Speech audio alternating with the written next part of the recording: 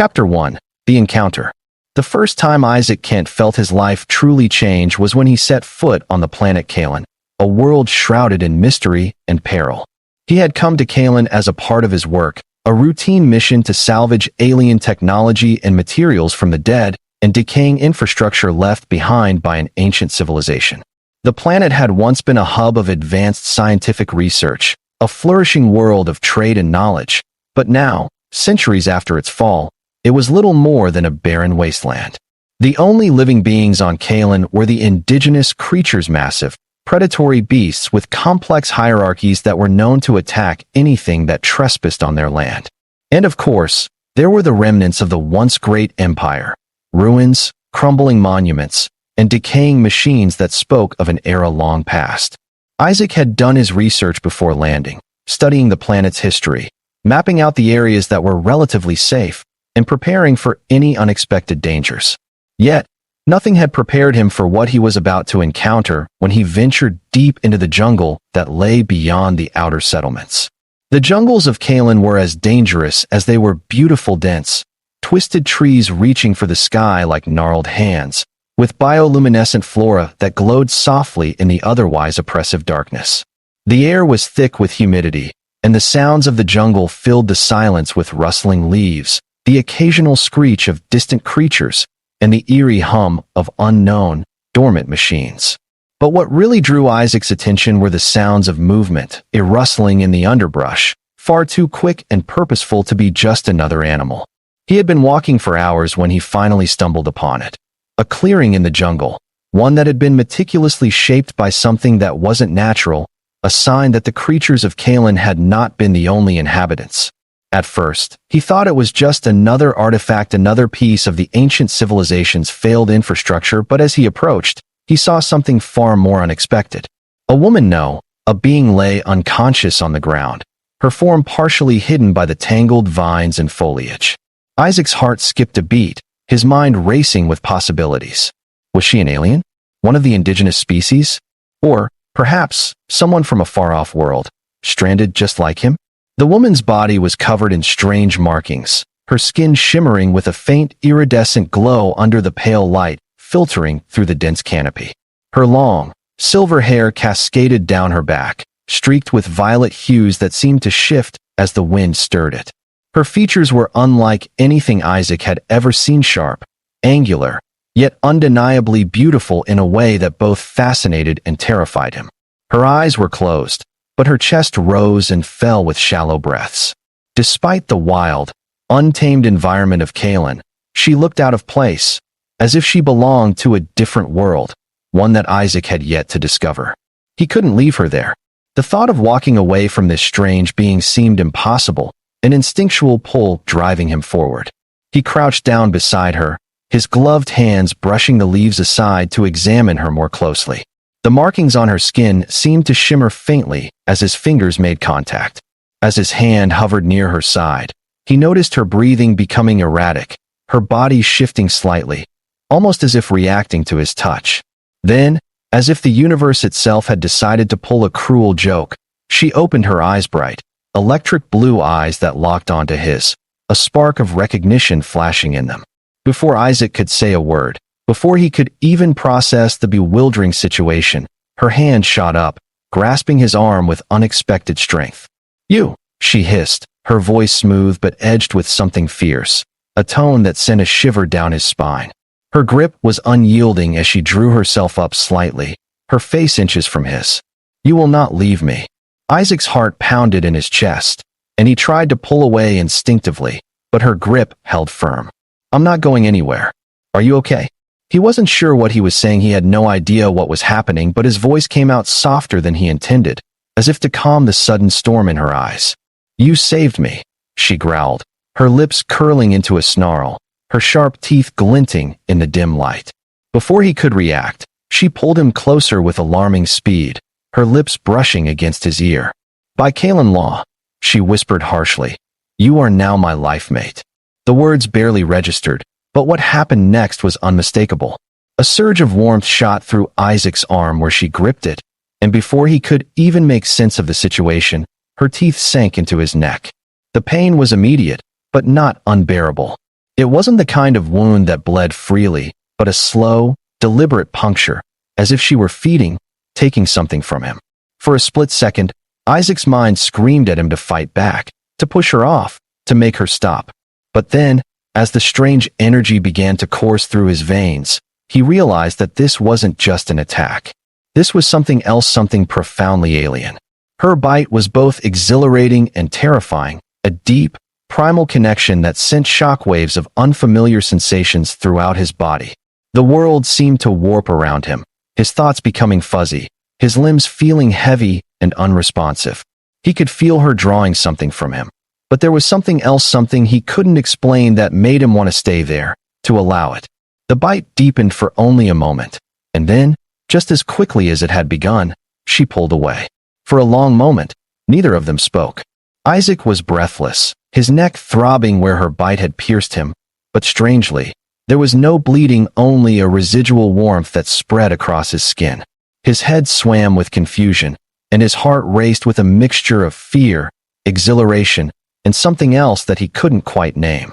The woman, this strange, beautiful alien, stared at him with intensity, her eyes flickering between blue and silver as if she were studying him. She seemed to be waiting for something, and he realized that her actions had not been out of malice, but rather out of an instinctual, almost ceremonial need. "You are my life mate now," she repeated, her voice low and final, her grip tightening once more as if to ensure he understood.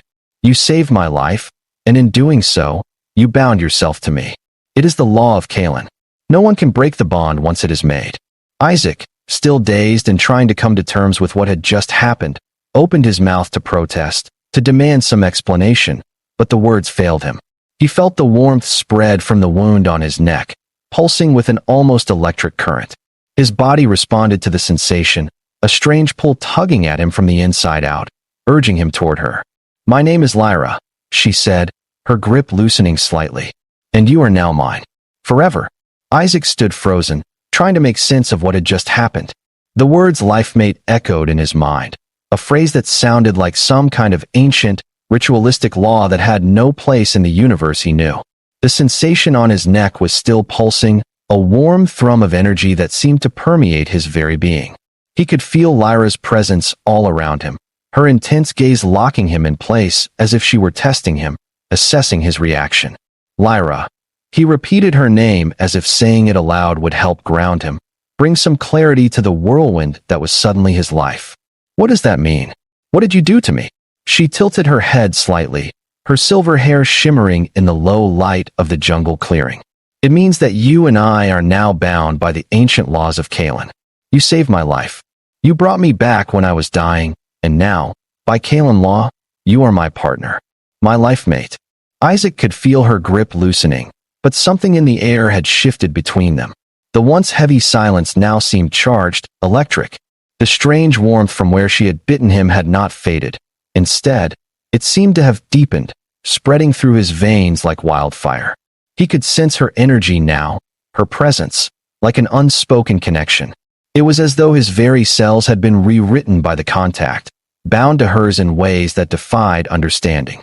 "I didn't dash," Isaac stumbled over his words. "I didn't know. I just thought you were well, you were unconscious, and I thought I was helping." Lyra stepped closer, the intensity of her gaze never leaving him. "You did help, Isaac Kent. But you didn't just save my life, you offered your own. And in return, Kalen's law has made us one." Isaac's mind raced as his heart pounded in his chest. "This isn't possible. I don't even know who you are, and now I'm bound to you. I dash." Her lips curled slightly in amusement, though there was no malice in it, only a calm, knowing smile. "What I am is not important. What matters is what you are now, and what we must both do next. You cannot simply walk away. We are life mates, Isaac. We share a bond. It is beyond your comprehension, but it is no less real." He could feel her words sinking into him, despite his confusion. A part of him screamed to fight it, to pull away and return to the life he had known, the life of scavenger and explorer, the life of freedom. But the other part, the part of him that felt her energy coursing through his very bones, resisted the thought of leaving her. Was this some kind of trick? An alien ritual? Or was it simply fate? All he knew was that the world had just tilted on its axis, and he was now standing at the center of something much bigger than himself. Lyra seemed to sense his inner turmoil, for her hand gently brushed against his arm, the coolness of her touch both soothing and electrifying at the same time. I know this is overwhelming. It is overwhelming for me as well. But the bond is unbreakable. It is not just a matter of law, it is a matter of survival. Isaac looked at her, trying to read the sincerity in her eyes. Despite his skepticism, despite the irrationality of it all, there was something undeniable about the pull between them. Survival? What do you mean? Kalen is not a planet for the weak. The jungle you see around us? It is filled with creatures far more dangerous than any of the beasts you have encountered. And the laws of this world are not just written in text, they are written in blood. She paused, her voice softening slightly. The bond we share means that we protect each other. But it also means we must face challenges that no one else could survive. Together, Isaac. Only together. Isaac was still trying to make sense of her words, but one thing was clear: he wasn't going to be leaving this place anytime soon. Not with her, not with this bond now existing between them. He had no idea what the future held, but he knew that whatever came next, he would face it with Lyra by his side. As his mind reeled with possibilities, Lyra's voice interrupted his thoughts once more, steady and firm. We need to move. The predators of Kalen have sensed our presence. They will be here soon, and you'll need to be ready. Before Isaac could respond, she was already moving, grabbing his hand and pulling him toward the jungle's edge. The sound of distant growls rumbled through the air, a reminder that danger was never far away. Isaac's pulse quickened as his survival instincts kicked in. He hadn't signed up for this. He had come to Kalen looking for salvage, for easy profit, but now, this world had thrust him into something far deeper than treasure hunting. Lyra's grip tightened around his wrist as they plunged into the thick foliage, her speed and agility defying everything Isaac knew about survival. She moved like a predator herself, her body flowing through the jungle with the grace of someone who had been born to live in this hostile environment. Isaac could barely keep up, his mind still reeling from everything she had told him. But as they ran, he couldn't deny the feeling growing inside him, a strange pull that kept him tethered to her, a desire to protect her, to stand by her side. It was more than just the bond, more than just the alien laws that had bound them. Something deep inside Isaac had changed, and he wasn't sure whether he liked it or not. Chapter 2. The Hunt. The jungle was alive with sounds: distant roars, the rustle of large predators stalking through the undergrowth, and the occasional crack of branches as something massive moved just beyond their line of sight. Kalen was a wild, untamed world, a place where every step was fraught with danger. And as they ran, Isaac began to realize just how unprepared he was for the hostile environment around him. Lyra, however, was completely at ease. Her eyes, sharp and predatory, scanned the jungle with a practiced gaze, as if she had lived in its depths for centuries. She pulled Isaac through the dense foliage with surprising ease, her movements fluid and instinctual. He, on the other hand, was struggling to keep up, his breath coming in heavy gasps as he pushed his way through the thick, tangled vines and brush. Every so often, she would glance back at him, her lips curling in a faint smile as if amused by his obvious discomfort. "You're not used to this, are you?" she teased, her voice still carrying the same smooth confidence it had when they first met. Isaac shot her a look, but he didn't respond. His mind was too focused on the task at hand, the primal fear that gnawed at the back of his mind, the knowledge that they were being hunted. The sound of growls in the distance grew louder, closer. Isaac's heart pounded in his chest, the adrenaline spiking. His instincts were kicking in, telling him to run faster, to find cover. But Lyra didn't seem concerned in the slightest. "Stay close," she instructed, her tone calm and steady, despite the chaos around them. Isaac barely had time to react before Lyra stopped dead in her tracks. She held up a hand, signaling him to do the same. His pulse raced as he stared ahead, trying to see what had caught her attention. Then, from the shadows, it appeared a massive, four-legged creature, its eyes glowing an eerie yellow as it stalked toward them. Its long, serrated claws scraped against the ground, and its razor-sharp teeth gleamed as it sniffed the air, clearly aware of their presence. Isaac's stomach turned. This wasn't just any predator, it was a creature built for hunting, its sleek body designed for speed, its muscles rippling beneath its dark, scaled hide. Lyra didn't flinch. She didn't even blink. Isaac, however, felt a deep sense of dread in the pit of his stomach. "What do we do now?" he whispered, his voice tight with fear. Lyra's eyes flashed, and she turned to him with a fierce grin. "Now? We fight." Isaac's breath came in shallow gasps as the enormous predator loomed in the shadows, its eyes glowing with a predatory gleam.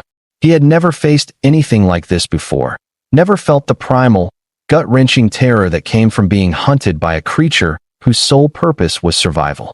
The massive beast before them stood still for a moment, as if assessing its prey, its nostrils flaring as it caught their scent.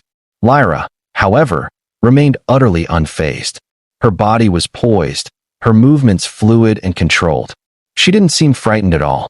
In fact, she appeared almost eager. Isaac could see the subtle shift in her posture, the way her body seemed to grow taller, more alert, as if she were tapping into some deep, inherent instinct that he could not even begin to understand. "You're not going to outrun it," she said, her voice low and steady, cutting through the tension of the moment. "You have to face it." Isaac glanced at her, panic rising in his chest. "Face it? Are you insane?" He wanted to run, to find cover, to escape. But Lyra wasn't moving. Her eyes were locked on the creature, and in that moment, Isaac realized something crucial. She wasn't afraid. And for some reason, that steadied his nerves, at least slightly. The predator shifted, taking a slow, deliberate step forward. Isaac's heart skipped a beat as the ground beneath him seemed to shake with the weight of the beast's movement. It was close now, its breath hot and foul, but still, Lyra didn't flinch. "Do you know what this thing is?" Isaac whispered, trying to focus, to prepare himself in any way he could. "Kalan Behemoth," she replied, her eyes narrowing as the creature advanced. "Highly territorial, highly dangerous. But it's not the first time I've had to deal with one." Isaac swallowed hard, trying to ignore the knot in his stomach. He had no weapons, no training. His instincts screamed at him to run, to escape the predatory eyes that were trained on him, but Lyra didn't give him the option. She was already moving, her body fluid as she crouched low, her eyes flashing with something like determination, or perhaps it was instinct. Lyra turned to him, her voice suddenly fierce. "Stay with me. When I move, you move." No hesitation.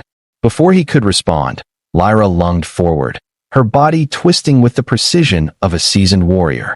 The Kalan behemoth roared, its massive mouth opening wide as it lunged in retaliation. But Lyra was faster.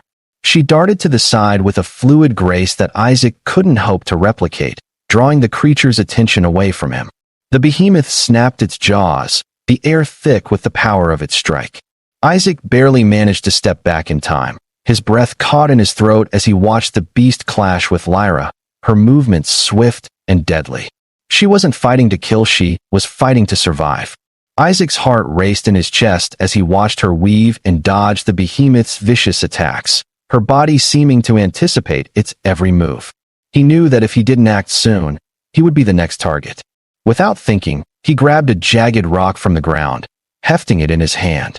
The weight of it was awkward, unfamiliar, but he had no choice. The creature's attention shifted momentarily toward him, and in that split second, Isaac threw the rock with all his strength. It struck the behemoth in the side, causing it to snarl in pain and rage, but it didn't slow down. It was as though it didn't even notice him as a threat. "Keep going," Lyra shouted over the roar of the beast, her voice full of authority. She didn't need to say anything more. She had already anticipated his hesitation. Isaac's hands shook, but he pushed through it. He wasn't about to sit by and watch Lyra fight alone. With a deep breath, he scrambled forward, looking for anything he could use to help her.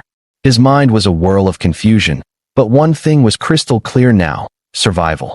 He darted toward the behemoth's side, reaching for the nearest fallen branch.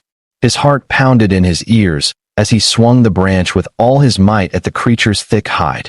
The strike didn't do much, but it caught the behemoth off guard. It let out an agonized roar, turning its massive head toward him.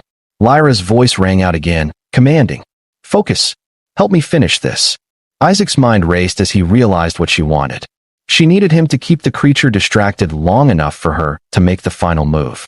He swung the branch once more, aiming for its legs, trying to keep it off balance. The behemoth snarled, its massive claws slashing through the air, narrowly missing him. And then, in a blur of motion, Lyra struck.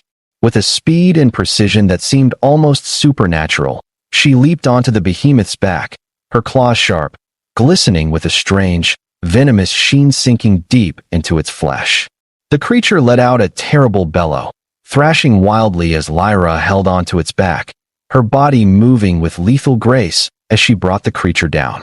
With a final, devastating twist, she drove her claws into the creature's neck, bringing it to the ground with a resounding crash. The jungle fell silent, save for the distant hum of the winds. Isaac stood frozen, his heart still hammering in his chest. The adrenaline had flooded his system, and his body was trembling from the exertion, but somehow, it felt like the world had slowed. Lyra stood over the fallen behemoth, her chest heaving with the effort, but there was no triumph in her eyes. She simply watched the creature die, her gaze distant, almost detached. For a long moment, neither of them moved. The jungle was still, as though waiting for something, a shift in the atmosphere. Finally, Lyra turned to Isaac, her eyes softening slightly. "Well done," she said simply, her voice low but filled with approval. Isaac wiped the sweat from his forehead, trying to make sense of the whirlwind that had just unfolded. He was still shaking, still feeling the rush of the battle coursing through him. You're incredible." Lyra's lips curled into a small smile. "You weren't so bad yourself. But this isn't over yet, Isaac. The Kalan behemoths hunt in packs. There's more of them out there." Isaac didn't need any more explanation. He could already hear the distant growls, the sounds of other predators closing in. His thoughts whirled, but one thing was certain. This was just the beginning. Chapter 3. Unlikely Allies. Isaac didn't have time to dwell on what had just happened. Lyra's warning about the pack of behemoths was enough to snap him into action. He scanned the surrounding jungle, his heart racing as the sounds of distant growls grew louder. This wasn't just a one-time attack. The behemoths hunted in packs, and they would be coming for them next. "How do we survive this?" Isaac asked, his voice tense, his body still shaking from the fight. Lyra turned to him, her expression serious now, her earlier teasing gone. "We fight, or we run.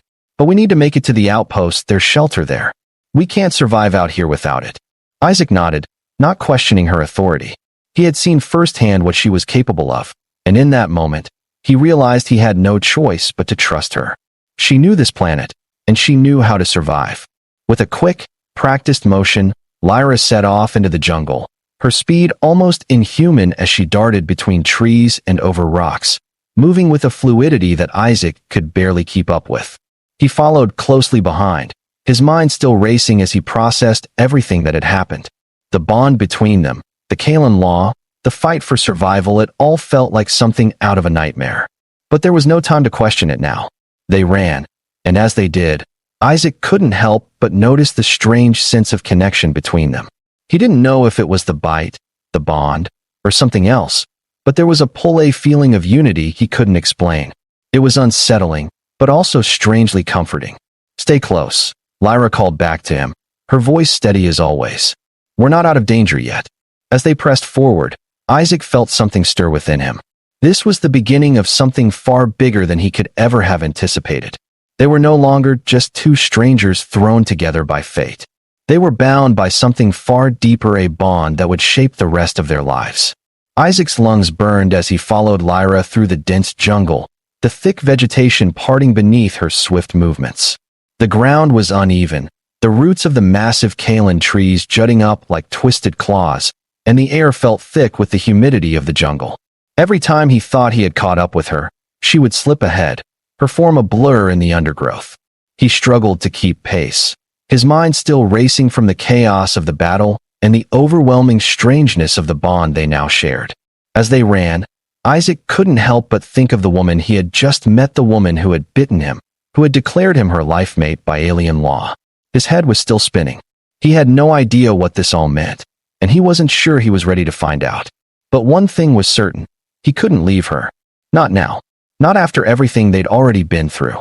They reached a clearing after what felt like hours of running, though it was likely only minutes. Lyra slowed, and Isaac followed her, his breath ragged, his body trembling with exhaustion. "This is the place," Lyra said, turning to face him. She seemed unaffected by the chase, her breathing steady, her eyes scanning the area with a calmness that unsettled him. She had the demeanor of someone who had faced far worse than the Kalan behemoth and lived to tell the tale. Isaac took a moment to catch his breath, wiping sweat from his brow. "What now?" he asked, his voice tight. Lyra didn't answer immediately. She was looking around, her gaze sharp, as though assessing every angle, every potential threat. Her body was tense, and Isaac felt his pulse quicken as he followed her gaze. There was something lurking in the trees, just beyond the clearing. He didn't know what it was, but the way Lyra stood, so still and focused, told him everything he needed to know. They weren't alone. And then he heard it. The low growl of the behemoths, growing louder as they approached. Lyra turned to him, her expression intense. "Get ready," she said. "They'll be on us in moments." Isaac's heart was racing, but his mind cleared. Lyra had been calm through the entire ordeal. She had fought without hesitation, moved with a deadly grace that Isaac could only admire. She knew what she was doing, and he knew now that he had to follow her lead if they were going to survive. "You said we fight or run," Isaac said, clenching his fists. "What's the plan?" She met his gaze. "We're not running. The outpost is too far. We stand and fight." He nodded, steeling himself for what was to come. The jungle around them seemed to grow darker, the sounds of the predators growing louder. There was no escaping now. Isaac wasn't sure if he had it in him to fight, but for Lyra, and for the bond they had unwittingly forged, he would try. Just as the first behemoth appeared from the trees, its massive, hulking body stepping into the clearing, Lyra sprang into action. With a fluidity that was almost otherworldly, she darted toward the creature, her body a blur of motion. She moved so fast Isaac could barely track her, but he knew one thing. This was a fight she had trained for her whole life. The behemoth roared, its jaws snapping open, but Lyra was already on its back, her claws sinking into its thick hide. Isaac's instincts kicked in, and he grabbed a nearby rock, hurling it at the creature's face. It didn't do much, but it distracted the behemoth long enough for Lyra to strike again, her claws slashing across its side, drawing a deep gash. More behemoths emerged from the jungle, surrounding them, their eyes glowing with hunger. Isaac swung the rock again, adrenaline coursing through him as he fought alongside Lyra. She was a whirlwind of motion, moving with an agility he couldn't hope to match, but he kept her in his sights, doing everything he could to keep the creatures off her. The battle seemed to stretch on forever, the air thick with the sounds of growls, clashes, and the smell of blood. Isaac's arms ached, his head spinning with exhaustion, but every time he thought he might falter, Lyra was there, always in motion, always keeping the creatures at bay. Finally, after what seemed like an eternity, the last of the behemoths lay defeated, its massive body sprawled across the ground. Isaac was breathing heavily, his body covered in sweat and dirt, but the relief that flooded him was palpable. They had survived. Lyra stood over the fallen creature, her chest heaving, her eyes scanning the jungle for any more threats. She didn't look exhausted, she looked alive. Her eyes met his, and for the first time since they had met, she allowed herself a brief, knowing smile. "You did well," she said, her voice softer than it had been before. Isaac wiped his brow, trying to catch his breath. "We did well. You were amazing." Lyra looked away, her expression shifting. She didn't seem to take the praise in the way he expected. She didn't need it. This was who she was: fierce, unyielding, capable. She had been born to survive. "We need to get to the outpost now," Lyra said, her voice returning to its usual calm. "We'll rest there, and then we need to figure out what to do next." Isaac nodded, though 1,000 questions raced through his mind. They were alive, but the danger wasn't over. He had just fought for his life alongside a woman who had bitten him, claimed him as her life mate, and now, together, they were bound by forces beyond his understanding. He had no idea where their journey would lead, but he knew one thing: it wouldn't be ordinary. As Lyra led him through the jungle, toward the shelter that would hopefully give them a moment's respite, Isaac couldn't shake the feeling that their bond, whatever it was, wasn't just a matter of alien law. It was something deeper, something more than he could understand. But one thing was certain: his life was no longer his own. It was shared with Lyra now, and whatever came next, they would face it together. Chapter 4, Lifemates. The outpost, though small and relatively simple, provided them with much-needed shelter. It was nestled in a valley, protected from the harsher elements of Kalen by the surrounding cliffs. Lyra led Isaac inside, and he couldn't help but marvel at the makeshift defenses she had built into the structure, from the high walls to the reinforced doors. It was clear that she had spent a lot of time here, preparing for the worst. Inside, the air was dry and cool, a welcome relief from the heat and humidity of the jungle. Lyra immediately set to work securing the entrance, checking for any weaknesses in the structure. Isaac, meanwhile, collapsed onto a nearby bench, his body sore from the fight. She glanced over at him, her expression unreadable. "We'll need to rest for a while," she said. "But we can't stay here long." Isaac nodded, his mind still reeling. It had been less than a day since his life had been turned upside down. A day ago, he was a scavenger, exploring a dead world for lost tech. Now he was bound to a mysterious alien by ancient laws, a lifemate by her declaration, and he had just fought off a pack of lethal predators with her by his side. He still didn't fully understand the implications of what had happened, but one thing was clear: this was no longer just a random mission. His life had become intertwined with hers, and he couldn't walk away, even if he wanted to. Lyra approached him, her eyes softening for a brief moment. "You did more than survive, Isaac. You proved yourself." He met her gaze, unsure of what to say, but somehow feeling the weight of her words. "I didn't ask for this. I didn't ask for any of it." She knelt beside him, her hand reaching out to rest on his shoulder. "But you're here now, and we have to keep moving forward, together. That's what lifemates do." Isaac looked at her, understanding dawning in his chest. Whatever had happened on Kalen, whatever strange bond had been forged between them, it was real. And he wasn't alone anymore. They had faced danger together. They had survived together. And no matter what came next, they would face it together, as lifemates. The galaxy was vast, and it held countless dangers and mysteries. But for the first time since his journey began, Isaac felt ready to face whatever came next. With Lyra by his side, he knew they could survive anything.